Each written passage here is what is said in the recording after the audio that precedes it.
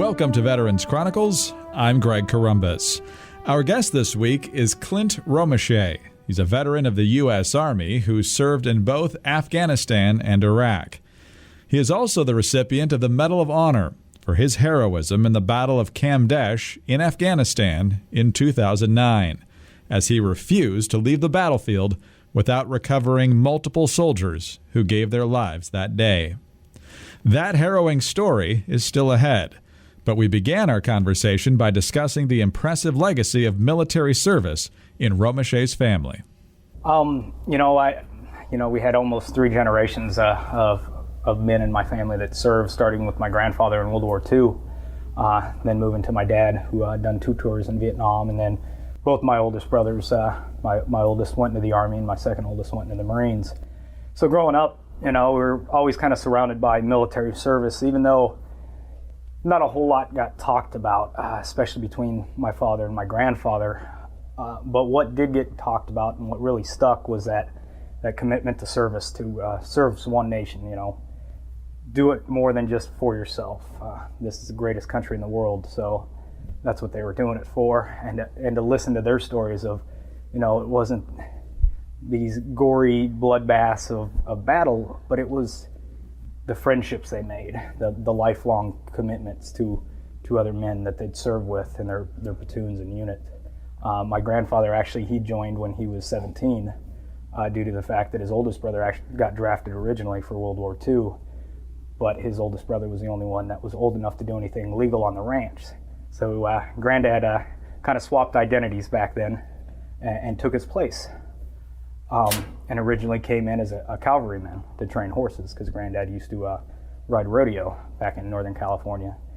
But unfortunately, as World War II kicked off, the Army made that transition from horses and cavalry to armor. So Granddad ended up being a combat engineer going into the war, landed on D-Day just 2 days after the invasion and followed Patton all the way through.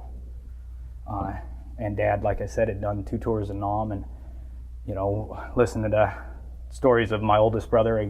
In fact, I flew out to New York when he got out of the Army, out of Fort Drum, and I got to see what a platoon was like right as he was transitioning out of the Army, and the camaraderie with him and his buddies. It's just something that's, that friendship, that teamwork, and that commitment to something more than yourself, I was sold. So you were commissioned, I believe, in 1999, is that correct? I had, coming out of high school, I probably wasn't the best student, so I kind of knew college wasn't going to be an option for me right away. I was very much a hands-on type of learner, so to sit there and read books, just wasn't my style. So as soon as I graduated, I asked my father, I'm going to join the Army. And Dad, being from Vietnam, he said, well, look, you're 17, I'm not going to sign for you. You're going to turn 18, if you still want to do it, you can do it on your own as a man. He's like, right now, it's 1999 at this time, and right now the nation really isn't at war, kind of in a peacetime status. He's like, but there'll come a day that your nation's going to call on you. You stay in long enough, your nation's going to call, and you're going to go over and you're going to see things that you'll never forget. So make sure before you sign, you understand this and go on there with your eyes open. So day after my 18th birthday, I signed up, shipped off a few weeks later to Fort Knox, Kentucky. And, the rest was kind of history from there. What was supposed to be a just quick 3-year enlistment turned into almost 12 by the time I got out. Mm-hmm. So Fort Knox, what division, what unit were you in? For Fort Knox, I was in Foxtrot 181 for basic training. Because back then, before Fort Benning took over the armor school, that's where all the armor guys went. Like I said, initially when Dad was talking to me, the one other piece of advice he gave me is like, whatever you do, don't go infantry. I was infantry. Go get a real job. Go do something that you can have when you get out of the service. Be a mechanic, be an X-ray tech, be anything but infantry. So when I signed up, I decided to go as a M1A1 Abrams tanker. I came back and told Dad, I was like, well, I didn't go infantry, but I want armor. I'm going to be a tanker. And he, of course, laughed at me. He's like, I told you not to do that. And I was like, no, Dad, you said don't go infantry. And he's like, yeah, but now you're on a tank. You're the biggest target on the battlefield. So, going to small town, Northern California to Fort Knox, Kentucky was, a huge kind of, I wouldn't call it a culture shock, but growing up in the high desert of a town of about 100 people to all of a sudden being in a basic training unit of 100, was an interesting transition in life. Well, obviously about 2 years after you joined the Army, that day that your dad told you would came with 9/11. What was your mindset at that time about what that might require of you? First duty station was Germany, and while I was there, when September 11th happened, my unit was out in the field in Grafenwehr training, doing maneuvers. We got a call across the radio from the squadron commanders saying everyone needs to assemble here at the assembly point. And, we're all kind of thinking, well, if we're all out in the field, who got in trouble? Because normally you don't get a call from your squadron commander like that unless someone got in trouble. And we form up, and Colonel comes out and he's like, gentlemen, today is the day that the rest of your life is going to change. He's like, we're not quite sure what has happened, but we do know there was a terrorist attack on the U.S. They flew planes into the World Trade Center. And from this day forward, your military experience is going to change. We armed up, we pushed out to the gates, we walked down our post that we were at, and shortly thereafter, Afghanistan kicked off. But being heavy armor, we also knew Afghanistan wasn't quite a tank battle. It was going to be more infantry and more air assault assets than anything. So as Afghanistan was going on, we kind of knew we're kind of in a holding pattern. But then we started doing train-ups. We were actually my division was one of the first divisions to do training in Czechoslovakia since World War II, because our mission was going to be, if we did go into Iraq, we were going to push south through Turkey. Started doing the train-up, and I'd re-enlisted, and lucky enough, I somehow got the wonderful orders to go to Korea. So as I left Germany in transition to go to Korea, that's when the ground war kicked off in Iraq.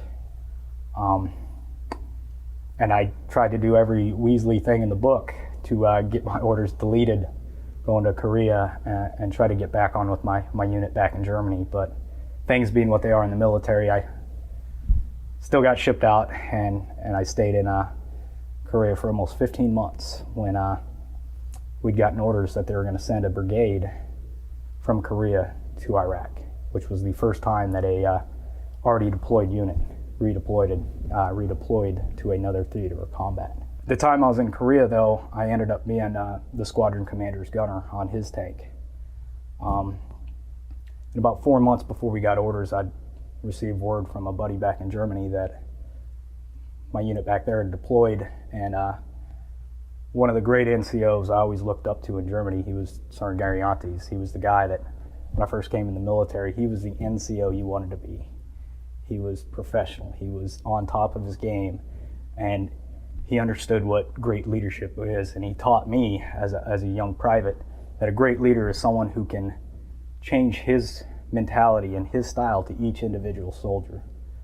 It's not a leader that sits there and expects 25 guys or 40 guys from a platoon to each change their perspective to agree with you, but a good leader will change to each one of those. That carried with me my entire military career, but I'd find out that he had been shot and killed in Iraq. So when we'd gotten word that they were deploying units out of Korea, I had to ask my squadron commander, since I kind of had a direct line to him, hey sir, I want to volunteer and go. And they were only taking 2 troops out of our squadron, our tank squadron, and attaching them with 2nd Infantry going. So he said, okay, I'll see what I can do, but you might want to call your wife and ask for permission first. So I gave it about 2 days before I went back into his office and talked to him and said, hey sir, I'd called her, she understands. And he's like, well, are you sure? You can, you've got a follow-on assignment to Fort Irwin. You literally could do the rest of your time here, go to Fort Irwin, serve out your contract, and never see a day of combat. And I said, well, it's not fair. I can't spend this much time in the Army and have buddies that have gone over there and me not, serve. So he said, all right, well, as long as your wife says it's okay. Well, a couple days after that, I actually called my wife and I told her, well, I got orders, I have to go. And I didn't really give her that story until after I got back from that deployment, what had really conspired. But you know, it was interesting to get pulled and go there with a unit, to see combat for the first time and to understand that, you know, it doesn't really matter what the politics are when you're overseas. You do it for your battle buddies to your left and right, and you're doing it not because you hate the guy in front of you, but you do it because you love what's behind you. When did you go to Iraq, and what areas did you see action there? The first time I went to Iraq was 2004. We were attached with 1st of the 506, and we were just right in between Ramadi and Fallujah, a little camp called Habaniya. Our main purpose there was to keep MSR, or Route Michigan, open for logistic supplies coming back and forth. And we pushed in to help support the retake of Fallujah back in 2004 with the Marines. Got back from that deployment, got stationed at Fort Carson. At that time, Uncle Sam came up to me and told me that I was no longer going to be on a tank, but I was going to be reclassed to a cavalryman, which deep down inside, having the lineage of my grandfather and horses, and you know, it was something I really, you know, was excited about. Getting, like I said, voluntold. I would have volunteered on my own, but you know, it was great to make that transition. So I went to reclass school, learned how to, you know, be the light fighter, walking around, doing patrols, doing recon. So for my second deployment to Iraq, we started off in a place called Salman Pak, about 30 kilometers south of Baghdad. And on that deployment in 2006 to 2008 is when the surge was going on, so we got extended there for 15 months. And as the surge was going on, we started consolidating closer to Baghdad. By the end of it, we'd pushed up, and we were just outside of Sadr City by the time we'd redeployed back to the States from that deployment. Just about 30 seconds or so before we have to take a break. From the time you got back there in 2006 to the time you left in 2008, how much of a difference had you seen in the situation in Iraq? You know, it was a big change. You know, the first time over there, it was very much still a pretty hard-nosed ground fight. Like I said, going into Fallujah, you know, there was the enemy there willing to face you. Coming back the second time during the surge and stuff, it was more, you know, let's win the hearts and minds. Let's control the major population areas. Let's get the locals to kind of pick up their part of the task and take over. You know, because you can't just go in there and wreck everything and then expect them to pick up the next day. So, you know, the mentalities were almost 180 degrees. We're speaking with Congressional Medal of Honor recipient Clint Romesha. We've heard about his service to this country through 2008. When we come back, we'll learn about his deployment to Afghanistan and service there that ultimately led to the highest honor the military gives. We'll be right back. Welcome back to Veterans Chronicles. I'm Greg Corumbus. I'm joined by Clint Romesha, recipient of the Congressional Medal of Honor. In the previous segment, we learned about his family's lineage through the military and his service from 1999 through 2008 in terms of his deployments to Germany, Korea, and 2 tours in Iraq. So this leads us to the point where ultimately you got different orders, and that meant going to Afghanistan. You know, we got, like I said, we got back from Iraq the second time. We knew turnaround was going to be pretty quick. But kind of got excited, though, to find out we were going to Afghanistan on our next hitch. You know, I'd been to Iraq twice, so it was kind of like, let's get the whole ticket punched and see both ends of the spectrum. And we really lucked out with my unit because Sergeant Kirk had just been over in that part of Afghanistan, literally less than a year before, and he came to my platoon as one of my team leaders. So to have Sergeant Kirk, you know, right in our back pocket to let us know, to train as a small unit, to say, look, here's what we're going to face. We're going to face mountains that are steeper than anything you've seen. You know, we need to concentrate on the PT. We need to concentrate on, you know, weapons qual, getting guys taught how to fire angle fire. You know, we got to practice this stuff. We got to be on top of it. You got to get guys that can carry this weight up and down the mountains. So it gave us a leg up, especially coming from Fort Carson, where we were at, you know, almost 6,500 feet above sea level, to get our guys in shape, to get some really good firsthand experience and knowledge ingrained in the platoon. And hate to say it, you can do all the training in the world, and there's a lot of great Army training out there, but from 3 deployments, I learned the best training you get is the first 30 days in country. But to have a veteran that had already been there and kind of done that, to get his little, add-ons and tweaking it just to be a little bit tighter and a little bit finer, gave our unit an excellent heads up on basically the competition. When you got there, what were your orders? We got into country, and the main push at the time was, the elections were coming back up. We were the only, basically, American forces in that part of Nuristan. The only kind of pulse on what was going on up there. So originally getting there, it was kind of a torn between, do we keep the outpost going, or do we tear it down? We got the elections coming. Do we need to hold out for that? Do we just need to cut sling load?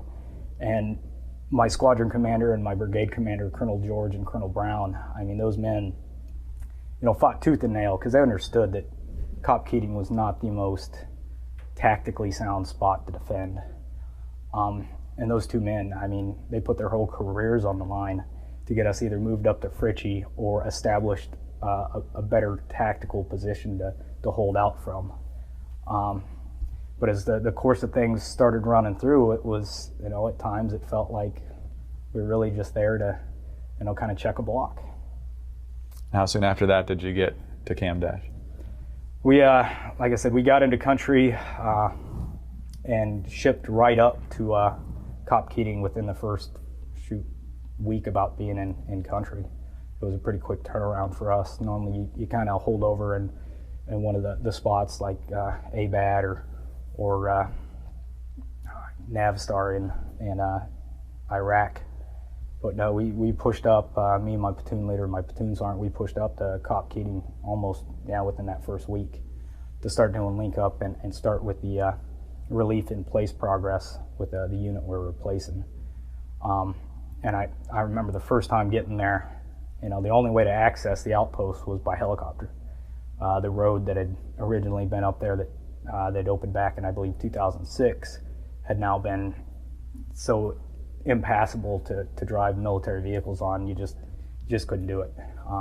So we got in there that night, couldn't see anything, had no real idea. We'd seen the slides, we'd gotten the briefs, gotten firsthand accounts from Sergeant Kirk and stuff, but it wasn't until that next morning I woke up and I went outside in the light for the first time, and you just look up and it's mountains all around you, 360 degrees, you're just looking straight up. And I remember thinking to myself, it's like, wow, I'm going to have some massive neck muscles because all you can do is just look up. You can't look any farther down than here. And it was, at first it was, who would do this to soldiers? Who would pick this spot? But that's also one of the great things about military service and our veterans is you can give them kind of the hairiest and kind of crappiest situations. And these men and women will just take it with every ounce of true grit and will make the absolute most of a bad situation. Clint, we're going to take a short break here, and when we come back, we'll learn all about the battle that changed your life forever. We'll be right back. We are back on Veterans Chronicles. I'm joined today by Clint Romesha, recipient of the Congressional Medal of Honor. And Clint, when we left off on our last segment, we had pretty much set the stage for the Battle of Cam Dash, and the way that I've read about it is that you guys were simply sleeping in an area that ultimately the enemy had surrounded pretty much on every side, and they were very well armed. So it was, to say the least, the rudest wake-up call you've probably ever seen. Yeah, we were there for about 3 months before the attack happened, and it was every day. Our intel guys would come up and tell us, look, we're getting intel that's saying they're going to hit us with 300 to 500 fighters. And the unit that we replaced gave us the same reports. So in a way, you keep hearing this thing every day, and it's like, what? It's almost like crying wolf.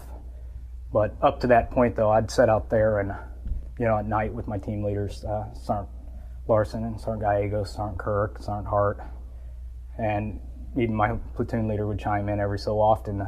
Would allow him to come into the NCO circle every so often, but we would talk about, if we were to attack us, how would we do it, And October 3rd, 6 o'clock in the morning, bright and early, I'd just gotten off guard a few hours before, so I was still racked out. When the rounds came in, you just knew this wasn't, the everyday normal wake-up call attack. We were getting shot at it on average about once a day. But that morning when it came in, it was just like, this is something more. This is the real deal, guys. And looking at it, in hindsight, the way they hit us is exactly the game plan we came up with ourselves. And so in preparation for that, we tried to do little things to improve our situation, stashing ammo in certain areas, readjusting battle positions and times of guard. But, when it first came in, I remember, like I said, getting woke up and I threw my kit on. I turned my radio on. My platoon at the time was the perimeter security. Blue platoon was tasked during a troops in contact or a firefight. Their mission was to help resupply whatever unit was out on a perimeter with ammunition and reinforce battle positions. So as I'm sitting there trying to get a situation report from my guys on the perimeter, every report coming in is taking overwhelming fire that's precise, that is, just pinning them down. And they're trying to return fire, and most of the weapon systems went into what's known as a cyclic rate of fire. As fast as they could fire those 50 cals and 240s and Mark 19s, they were trying to pour it back at the enemy. But the enemy had great elevated positions. They had great support by fire set in, where they could suppress with one and maneuver around to get a better angle on our defensive positions. And right away we knew that unless we could get indirect fire support or close air support, that it was going to be a long day. And the enemy was smart. They instantly hit our mortars right off the bat, so we couldn't get our mortars up and running. OP Fritchie was on the hill just to the south of us that could normally support us, but they attacked them at the same time, tying up their indirect fires. And where we were positioned from our main forward operating base, Bostic, we were right on the gun line for the 155s. We were right at max range, so we could only really use them to the south of our position. And we had close air support with the Apache gunships coming out of ABAD, but that took about 45 minutes or so. But the enemy was smart. They'd put Dushka anti-aircraft guns up on the mountains and actually hit one of the aircraft that came in for the first run and disabled his hydraulics, which in hindsight was a good thing, because he was able to, they did a quick gun run for us and turned around and went back, and the Apache pilot jumped right out of his aircraft as they were bringing a fresh one up for him, and he went in to talk to our squadron commander and said, hey, those boys need everything in theater because they are in a bad way. Back there, as I was, like I said, trying to get the sit rep, trying to figure out what's going on, started trying to maneuver guys around to get them at because there wasn't too many places to be in a defensive position without being absolutely exposed. What we knew was, as time went on, until we could get that air support back, we had to hold out. And I kept calling Sergeant Gallegos to try and figure out what we could do with them. And Blue Platoon had tried to push out and resupply them with ammo, but it was almost to no avail. A couple of guys had made it out there and was able to give them some, but we knew at this point we were in such a bad way. Shortly thereafter, that's when we found out that the front gate had been hit and that Sergeant Kirk had gone down. It's never easy to hear that come across the radio, but we understood we still had a fight on our hands. So I went into the talk to my platoon leader, who was the on-the-scene commander that day, and tried to figure out what our next move was, trying to figure out when our air assets could be there, and there was just everything coming in at once. And I'd walked back out to go check on Kirk at the aid station, and as I was in there, I gave the thumbs up or down to Doc Cordova, and he gave me the thumbs down, and it just kind of was a hard loss, but we still had a fight. And Specialist Copus was on a gun position just outside the aid station, and I'd pulled his local security off him because there was no place for those guys to be without getting shot. There just wasn't cover there. So he was out there by himself, and he called me up saying that he'd had a sniper on his 6 that was just pinning him down. So as I was leaving the aid station, I noticed there was an Afghan National Army soldier in there that was wounded pretty badly, but he had a Dragunov sniper rifle. So I figured, why not upgrade a weapon system? So I kind of threw my M4 over my shoulder and slung it and grabbed up the sniper rifle, and I went out to Copus and asked him how he was doing. His rounds were just bouncing off his turret.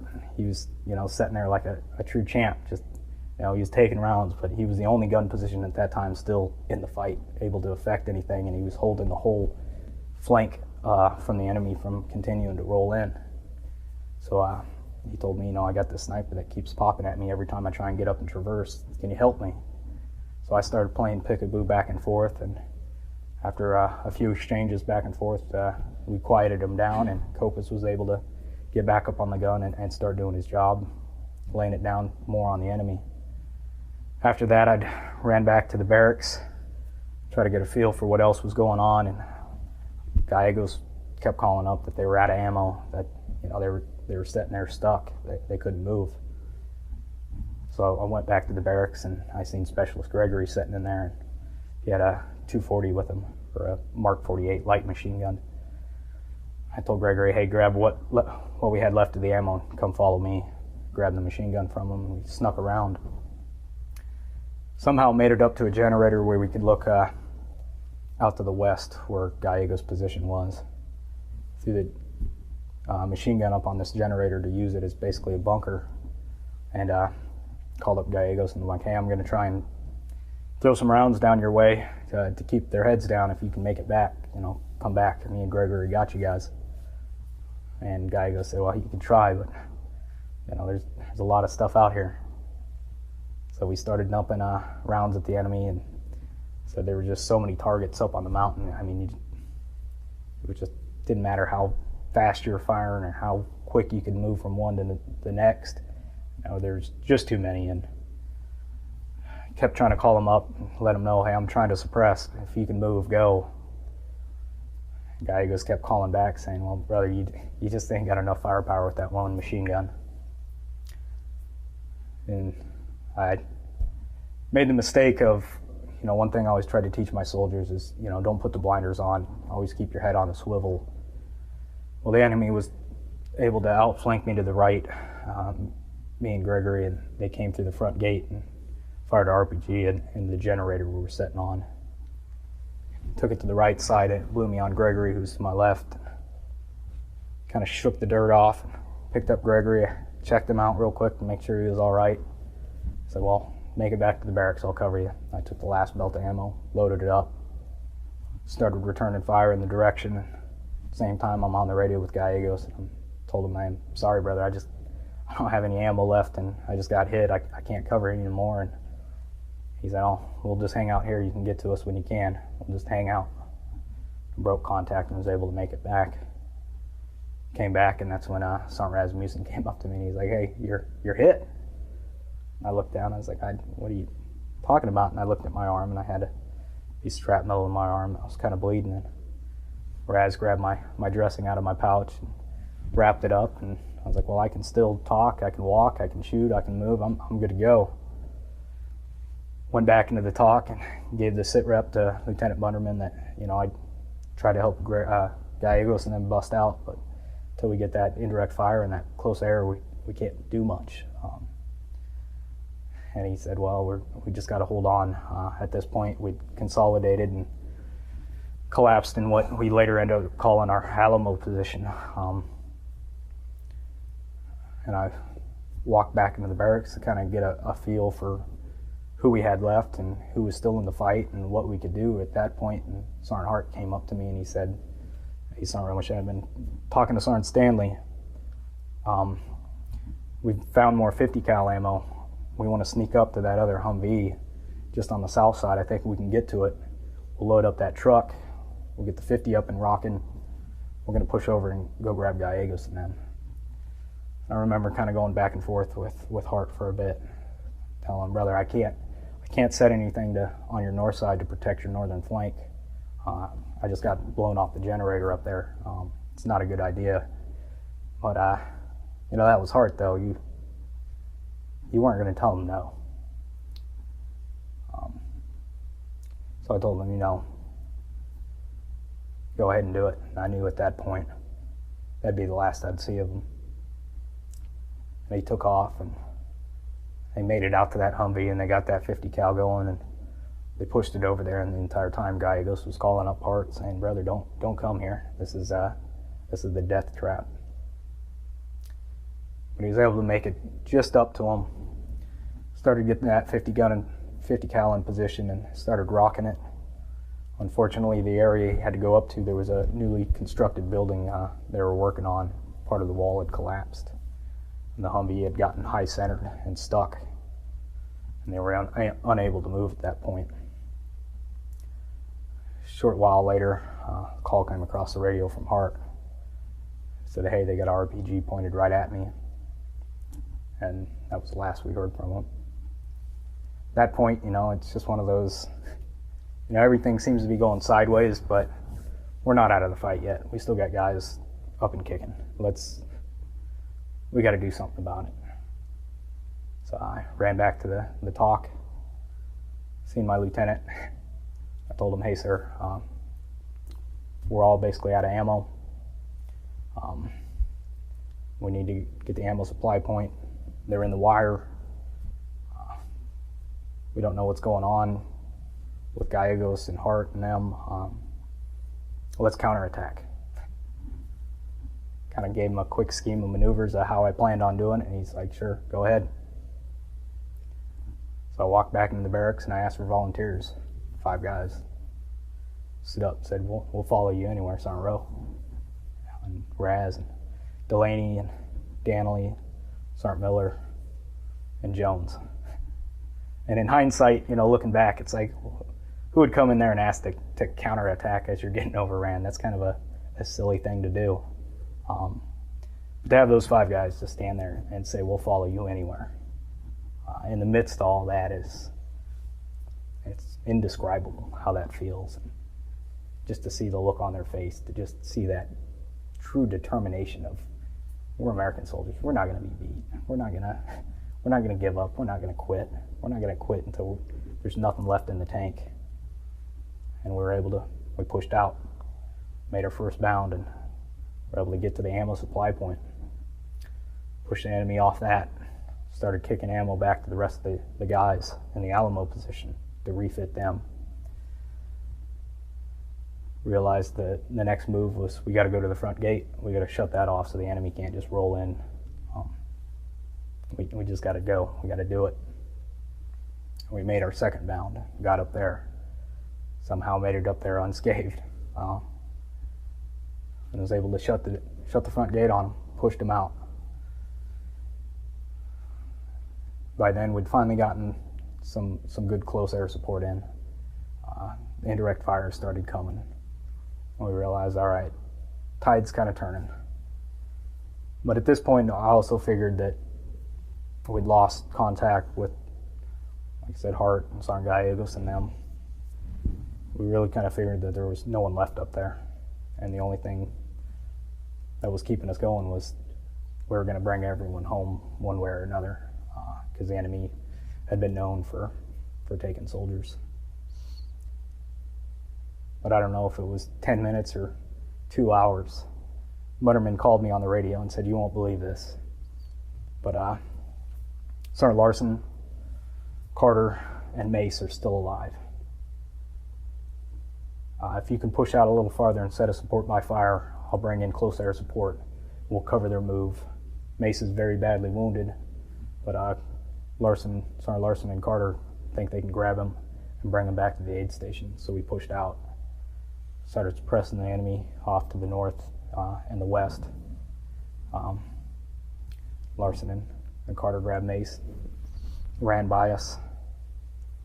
We pushed back into our defensive perimeter of the Shura building, the front gate there.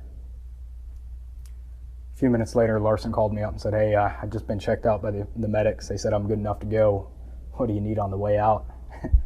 I told him, "Well, grab the Dr. Pepper and the cigarettes and meet me out here." A few minutes later, Larson shows up, spry as a chicken, Got a 12-pack of Dr. Peppers and a pack of Camel Lights, and we took a pause for a second. Cracked open a warm, just almost syrupy Dr. Pepper, and chugged it down and smoked a quick smoke and realized that we still had guys out there though. And we were really concerned that the enemy had enough time to be in our wire that we need to find everyone. Let's pause right there, Clint. We'll come back for a few more minutes with this amazing story. We'll be right back. Welcome back to Veterans Chronicles. We're with Medal of Honor recipient Clint Romesha, who has just been telling us the gripping story of the Battle of Cam Dash and the effort now to rescue folks they were surprised to find still alive up in the mountains. Go ahead and continue. Like I said, Larson had joined me, and Larson had the intel where he'd seen some of our fallen heroes. So my big concern was we're missing two. So I ran back, linked up with my platoon leader again.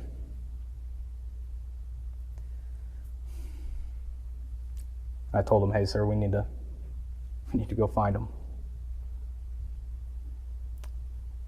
We kind of went back and forth because Lieutenant Bunderman was on top of his game, and he realized that we were stretching pretty thin.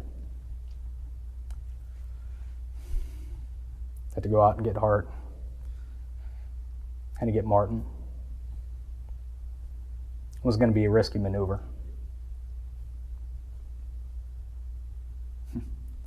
But I had kind of persuaded my way into letting them know that that's what we were going to do. So I went back, gotten a few more volunteers, Sergeant Scholes, Avalos, Sergeant Stanley. We pushed back out to the gate.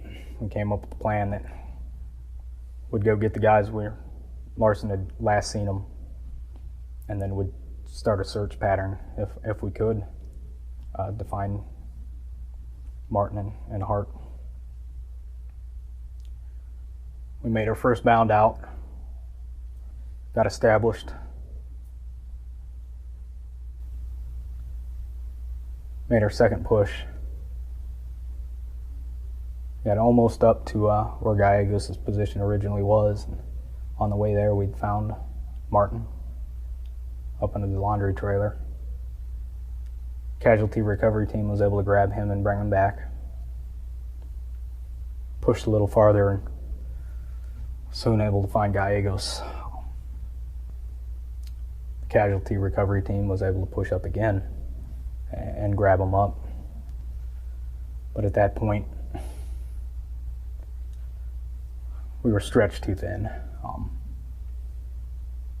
Only just a handful of us up there, and the enemy started keying in on it. I found they'd gotten communication back with Sergeant Breeding, our mortar platoon sergeant, who'd been isolated up at the mortar pit with him and Rodriguez, and where Private Thompson was the first casualty that day, was still at. And I called up Breeding to let him know that the original plan was I was going to try and make it all the way up there to them, grab them, and bring them back. But we just couldn't push any farther. We didn't have the coverage. We didn't have the on-the-ground support. You know, the fast movers and the artillery was coming in. It was great, but with, at that point, 5 guys, you know, we just couldn't cover all that ground, couldn't hold it. And we'd recovered, like I said, everybody at that point besides Hart. So we came back, peeled back into a defensive position, and we'd gotten word from Bunderman that the QRF had landed up on OP Fritchie and would probably be down in a few hours, and the orders were to hold what we got, wait for the QRF to come in and reinforce us. And I'd called them back and let them know who we were able to get, and Hart was the only one still missing. Just couldn't search a big enough pattern with the guys we had. And he said, well, just cover what you got. We'll wait for the reinforcements. just as it was getting dark, quick reaction force came off the mountain, pushed through our wire, and made link up with them. Kind of give them the layout of the area. We got word that the medevac was coming in for Mace, that we could get Mace out of there. He was still hanging on, but pretty bad shape. So I volunteered, took my team, and we pushed out to the LZ because our landing zone for the helicopter was actually outside our wire. So we had to go launch out and secure that. But I just kept thinking to myself that Hart was gone. We pushed out, secured the LZ. Bird was coming in. We're able to get Mace on it. Just as we're about to push in the wire, Chosen Company, who reinforced us, called us up and let us know that they'd found Hart. That he was only about 25 or 30 meters from our last position we'd finally gotten to. But we knew that we'd finally had everyone. That everyone was going home. We held out there for another 3 days. Started collapsing the camp and getting ready to tear it down.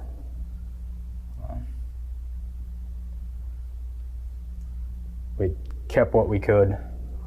By the end of it, the enemy had came in and started burning our barracks and stuff, and only about 30% of the whole outpost was actually still standing.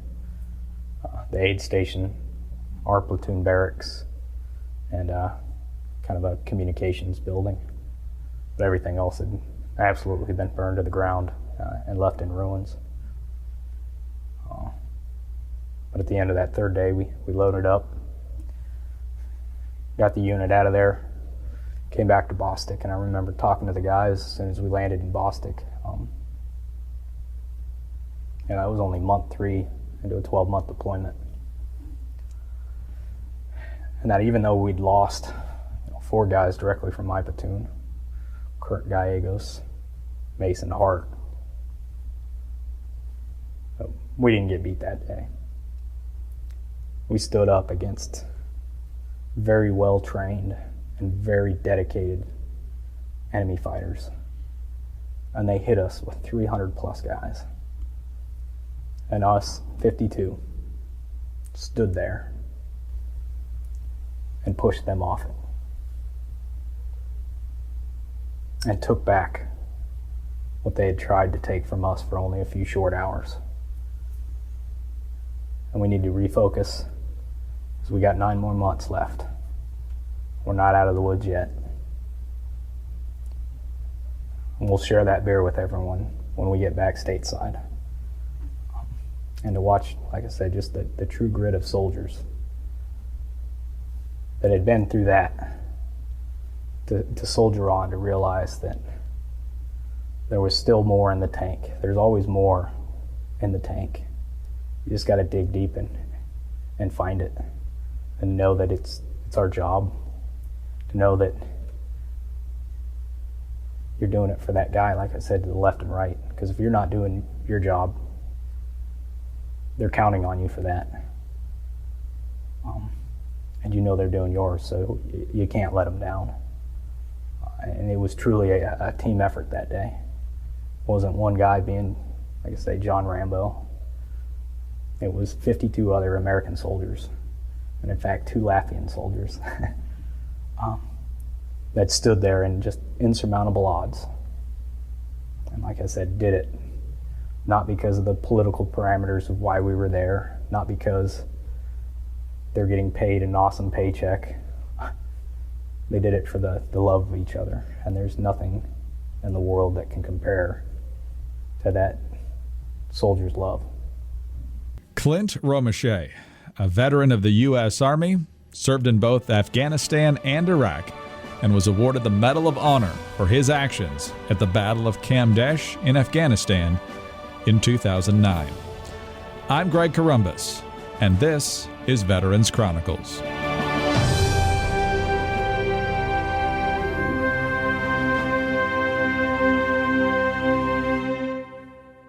Hi, this is Greg Corumbus, and thanks for listening to Veterans Chronicles, a presentation of the American Veterans Center. For more information, please visit AmericanVeteransCenter.org. You can also follow the American Veterans Center on Facebook, and on Twitter, we're at AVC Update. Subscribe to the American Veterans Center YouTube channel for full oral histories and special features, and of course, please subscribe to the Veterans Chronicles podcast wherever you get your podcasts. Thanks again for listening, and please join us next time for Veterans Chronicles.